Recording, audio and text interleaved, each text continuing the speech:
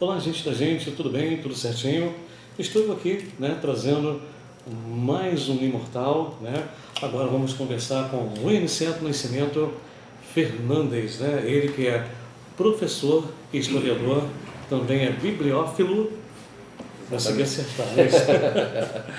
Bom, ele conta histórias, né, de São Gonçalo e do estado do Rio, né? Patrimônio e a criação de museus em São Gonçalo. Tudo bem, amigo? Bem, Tudo muito certinho? obrigado.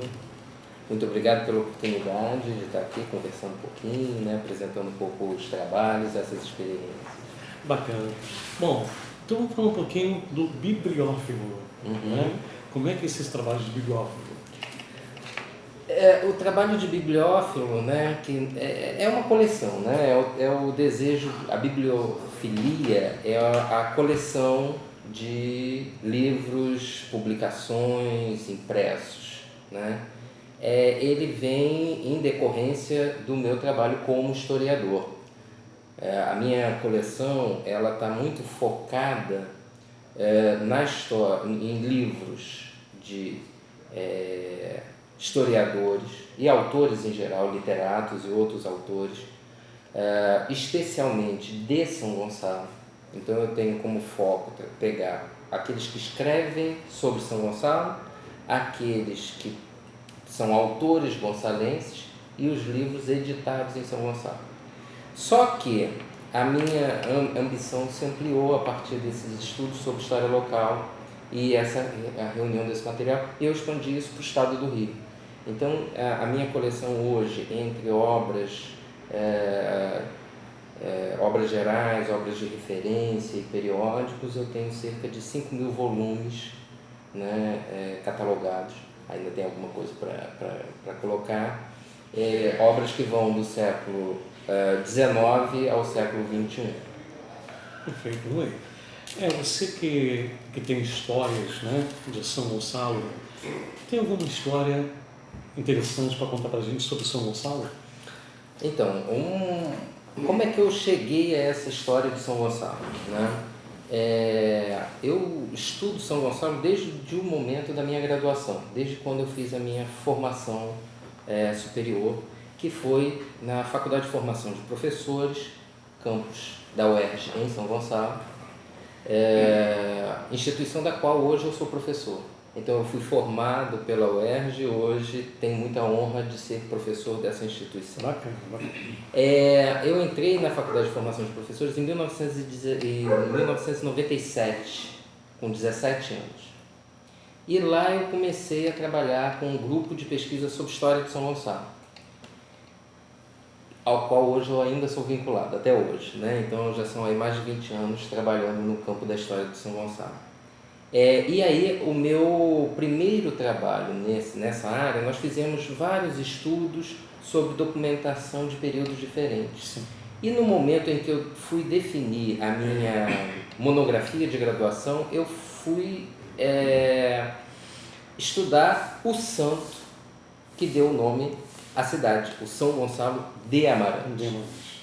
O São Gonçalo de Amarante é um personagem muito interessante. Sim. Né? Ele é um santo português, medieval, do mesmo período dos grandes santos medievais, de São Francisco de Assis, de Santo Antônio. Ele era irmanado com esses princípios religiosos medievais e sua história é uma história muito...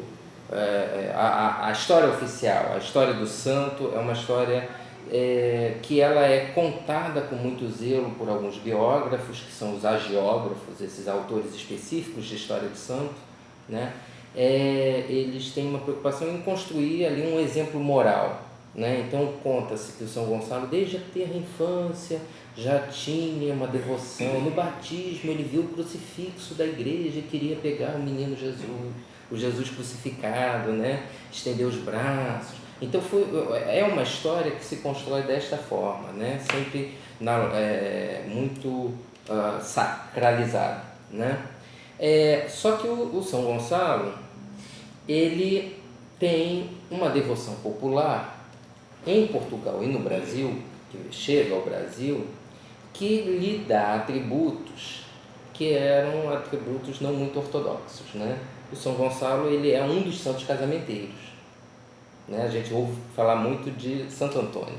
Dessa parte também não sabia. Né?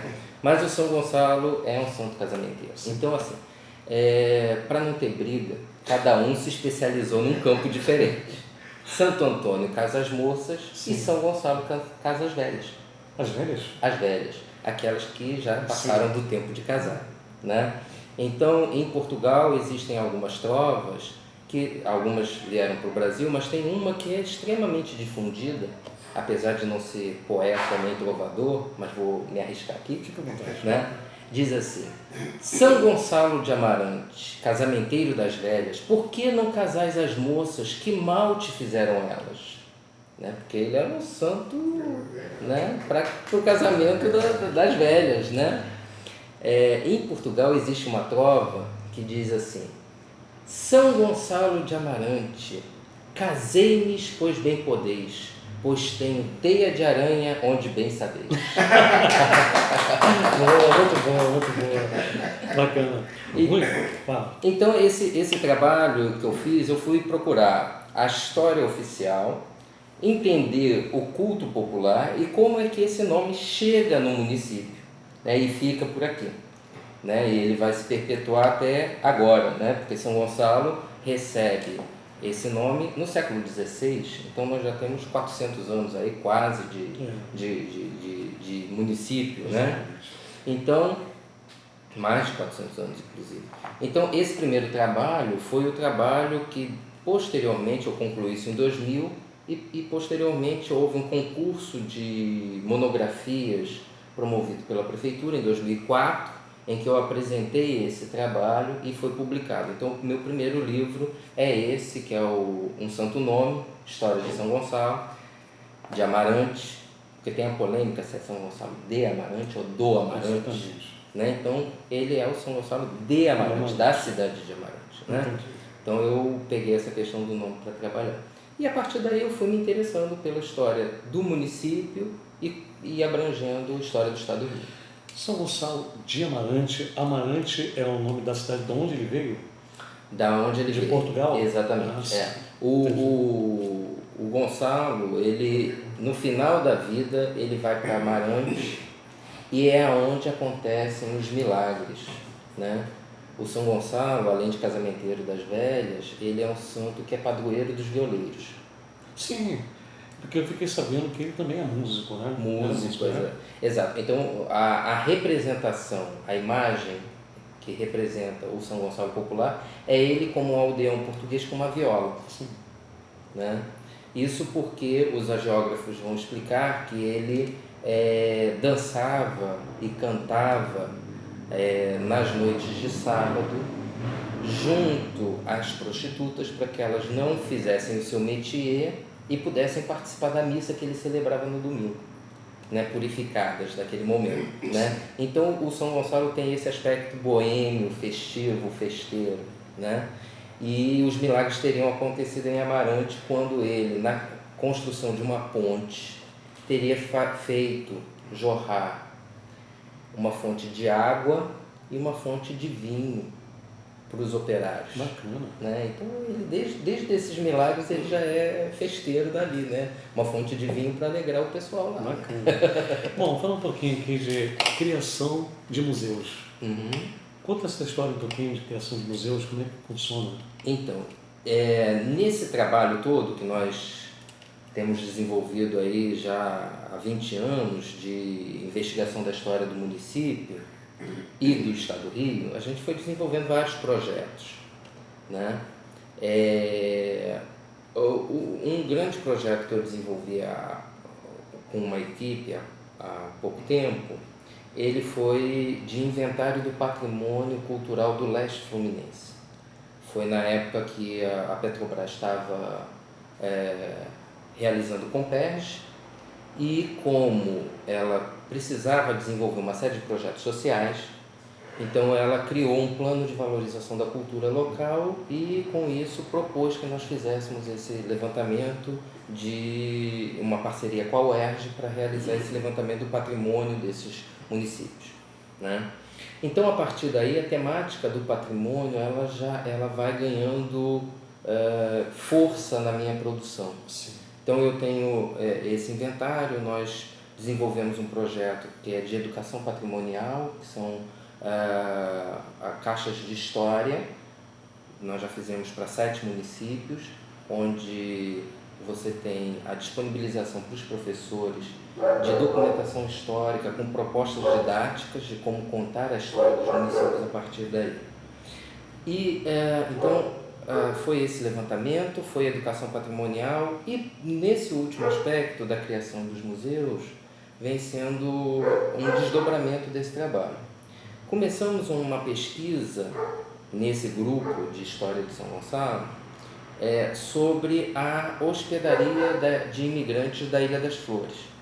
Ela foi a primeira hospedaria criada pelo governo imperial para abrigar os imigrantes que chegavam no Brasil. Antes esse serviço era terceirizado, o governo subsidiava. Sim. Então quando o governo compra a ilha, constrói um equipamento para a recepção dos imigrantes e passa a controlar esse aspecto, né? E foi na Ilha das Flores que hoje é a sede do comando da tropa de reforço dos fuzileiros navais, né? Então o que nós fizemos? Fechamos uma parceria com o pessoal da Marinha, dos fuzileiros, e temos lá um circuito de visitação aberto todos os dias da semana. Bacana, hein? Né? Qualquer visitante individual, ele pode chegar no pórtico dos fuzileiros e solicitar a visita. Sim. Né? Não paga nada. Não paga nada, totalmente gratuito. Né? Ele faz a visita à área externa, então conhece os prédios e nós temos monitores treinados para contar essa história, né? Além do visitante poder desfrutar da bela paisagem da Baía de Guanabara. Sim. É uma belíssima paisagem, né? Então o visitante ele vai conhecer os espaços da ilha e nós temos uma casa que é o museu interno. A gente trata a ilha como um museu inteiro, né? E aí nós temos uma exposição lá interna, multimídia, em que o visitante ele vai poder conhecer experiências diferentes da imigração, né? Então a gente tem imigrantes do século XIX, imigrantes entre guerras, imigrantes do pós-Segunda Guerra Mundial. A ilha recebeu também migrantes nordestinos, né? O pessoal da Seca de 15, do romance da Raquel de Queiroz, muitos nordestinos passaram pela ilha, né? Então a gente também conta essa migração interna. E a ilha também foi espaço prisional em vários momentos. E a gente também registra essa história, né? Como um elemento que compõe a história daqui. Desde a Primeira Guerra Mundial, em vários momentos, ali foi o local de reclusão, né? Esse é um trabalho que a gente tem desenvolvido na cidade. O outro trabalho é junto à Igreja Matriz de São Gonçalo. A Igreja Matriz buscou uma parceria com a universidade quando assumiu o atual pároco e ele propôs a recuperação do templo. O templo, que é um templo do século XVII, né, veio ao longo dos anos sofrendo ampliações e descaracterizações. Então a ideia era recuperar características históricas do templo. A principal seria a remoção da azulejaria que foi fixada na década de 1970 por um dos sacerdotes que ali servia.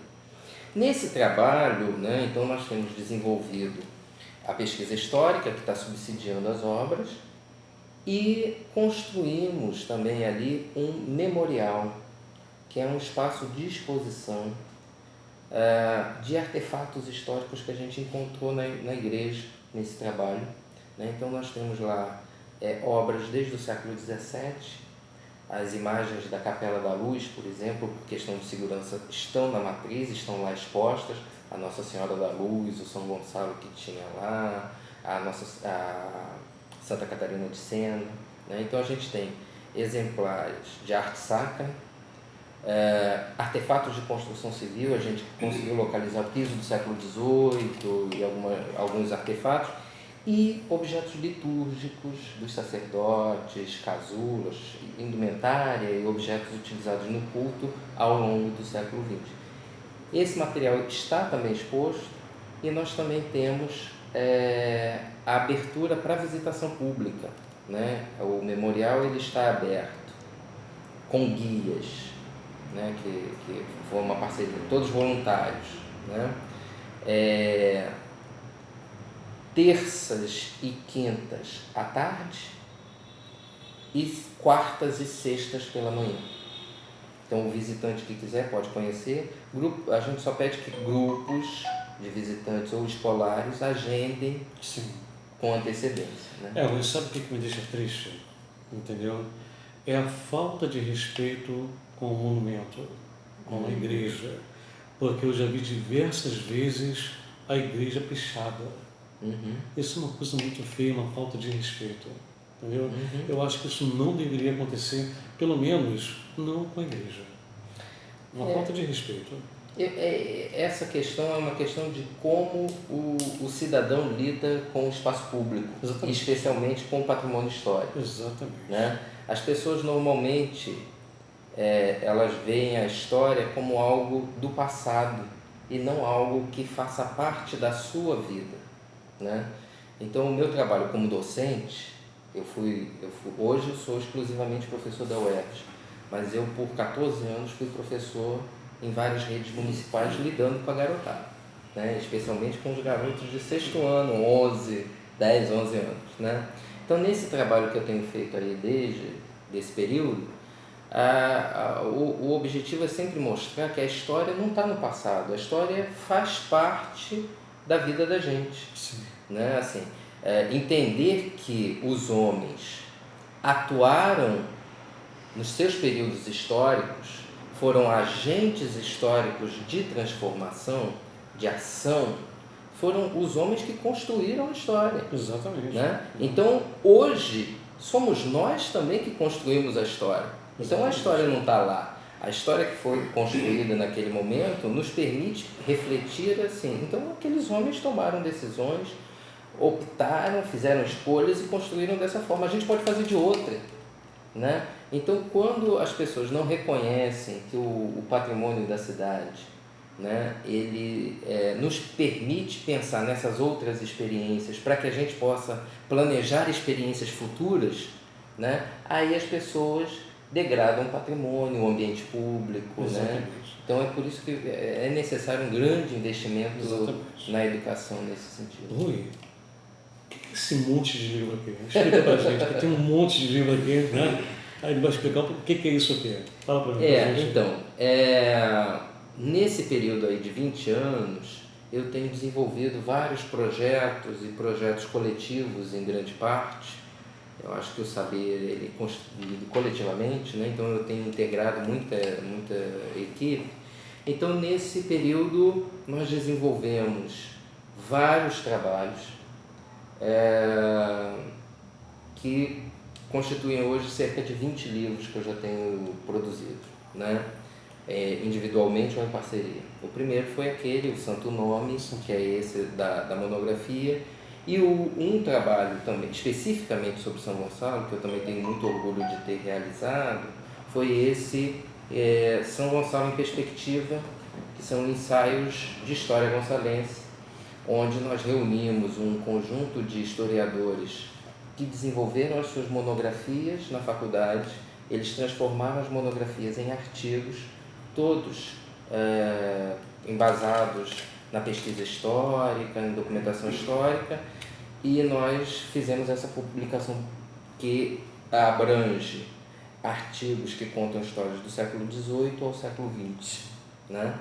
Então, e o último trabalho é esse lá junto à Matriz, que nós fizemos esse livro que é a Igreja Matriz de São Gonçalo, Histórias e Ação de Recuperação de um Patrimônio Histórico. Maravilha. Esse livro foi promovido, né, foi publicado em parceria da UERJ com a Matriz, e os recursos obtidos com ele estão sendo revestidos para a obra da igreja. Né? E esses livros, eles podem ser, se alguém quiser esses livros, como é que faz?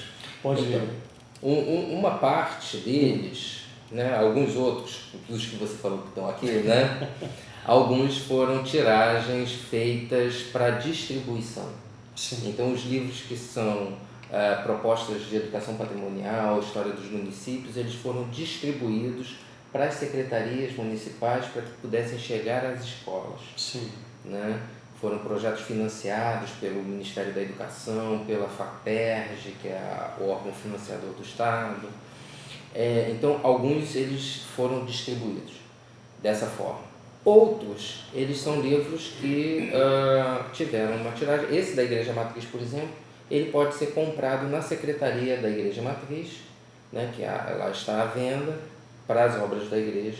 Alguns outros eu tenho, né, e aí aquelas pessoas que desejarem ter acesso, né, podem entrar em contato comigo pelo meu e-mail, que é ruianiceto, é meu nome, ruianiceto@hotmail.com. Então, é dessa forma. Bacana. Bom, a gente conversou aqui, tá, com o historiador Rui Aniceto Nascimento Fernandes, ele que é também imortal 10 anos da Academia Gonçalves de Letras. Rui, obrigado pela participação. Muito obrigado. Okay? Foi muito bom ter você com a gente aqui. Ok? Bom, gente, estamos chegando ao final, né? E vamos, né, mais entrevistas daqui a pouco, né? Trazendo aí mais imortais aí para você, ok? Clique no sininho e no canal, né, para você obter informações do Gama Jornalismo. Forte abraço no coração de todo mundo. Tchau, tchau. Até então, fui.